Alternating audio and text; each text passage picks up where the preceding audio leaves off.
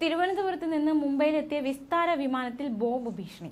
വിമാനം ലാൻഡ് ചെയ്ത ശേഷം പോലീസ് യാത്രക്കാരെ പരിശോധിച്ചുകൊണ്ടിരിക്കുകയാണ്. വിമാനം ലാൻഡ് ചെയ്ത ശേഷമാണ് പോലീസ് ഈ വിവരം യാത്രക്കാരെ അറിയിച്ചത്. യാത്രക്കാരുടെ ലഗേജ് ഉൾപ്പെടെ പോലീസുകാർ പരിശോധിക്കുകയാണ്. വിമാനം ലാൻഡ് ചെയ്ത ഉടനെ തന്നെ യാത്രക്കാരെ ബോംബ് ഭീഷണി ഉണ്ടെന്ന വിവരം പോലീസ് അറിയിക്കുകയായിരുന്നു. എന്തായാലും തിരുവനന്തപുരത്ത് നിന്ന് മുംബൈയിലെത്തിയ വിസ്താര വിമാനത്തിലാണ് ഇത്തരത്തിലൊരു ബോംബ് ഭീഷണി ഉണ്ടായിരിക്കുന്നത്.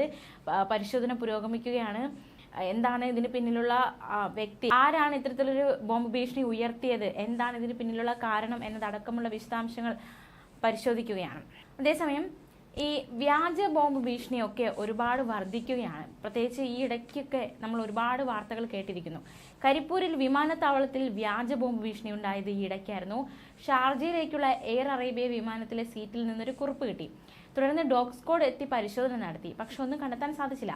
പ്രാഥമിക നിഗമനം അനുസരിച്ച് ഭീഷണി വ്യാജമാണെന്നാണ് അറിയുവാൻ സാധിച്ചത്. വിമാനം രാവിലെ 5 മണിയോടെ പുറപ്പെടേണ്ടതായിരുന്നു. പക്ഷെ ഇത്തരത്തിലൊരു ഭീഷണി വന്നതോടെ വൈകി പരിശോധനകൾക്ക് ശേഷം വിമാനം പുറപ്പെടും എന്ന് അധികൃതർ അറിയിച്ചിരുന്നു. മാത്രമല്ല, ഈയിടയ്ക്കായിരുന്നു ദുബായിലേക്ക് പോകുന്ന വിമാനത്തിൽ ബോംബ് വെച്ചിട്ടുണ്ടെന്ന ഭീഷണി സന്ദേശം വന്നത്. ഡൽഹി വിമാനത്താവളത്തിലെ ഓഫീസിൽ ഇമെയിൽ മുഖേനയാണ് ഭീഷണി സന്ദേശം എത്തിയത്.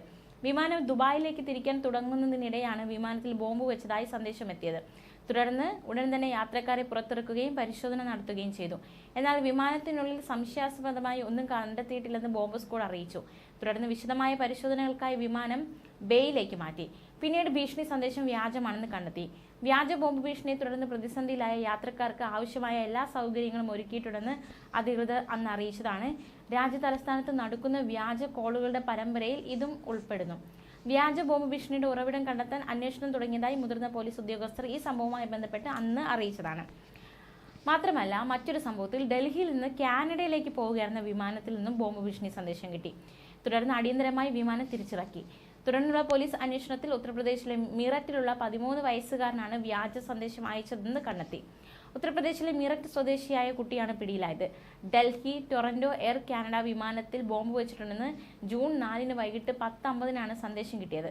തുടർന്ന് വിമാനം 12 മണിക്കൂറോളം വൈകി. അന്വേഷണത്തിൽ ഉത്തർപ്രദേശിലെ മീററ്റ് സ്വദേശിയായ കുട്ടിയാണ് സന്ദേശം അയച്ചതെന്ന് കണ്ടെത്തുകയായിരുന്നു.